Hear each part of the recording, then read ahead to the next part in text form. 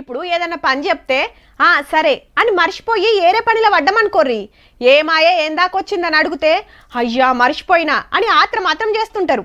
అచ్చం అట్లనే ఉన్నది ఆన పరిస్థితి సుత. అటు మీది బాజ్ కరుచుకుంటా జరంత గెరివిచ్చి ఇటు కేరళను ఆగం పట్టించింది.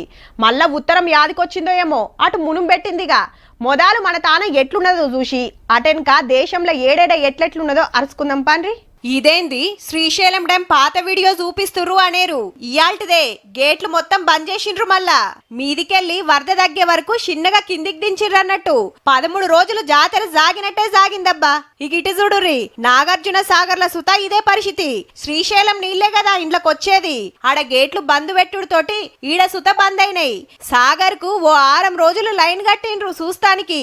ప్రాజెక్టుల ముచ్చటిట్లుంటే రాత్రి సంధి ఆడాడ గట్టిగానే పడ్డదానా. ఆసిఫాబాద్ జిల్లా దిందావాగు ఒంగుడుతోటి అటోళ్ళటే ఇటోళ్ళిటే ఉన్నారు. 2 మండలాలకు రాకపోకలాగినాయి. మైబాద్ లాగి అన్న అందాజ తెల్వక బుడ్డోన్ని ఎక్కించుకొని వచ్చి జారి పడితే బండిని ఆళ్లను గడ్డకు తీసుకొస్తానికి గిట్ల చెమట తీసిండ్రు.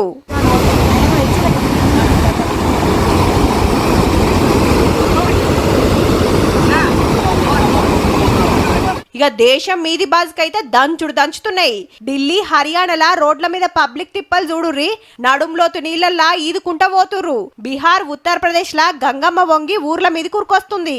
ఉత్తరాఖండ్ హిమాచల్ ప్రదేశ్ లా కూడా అదే జోరు.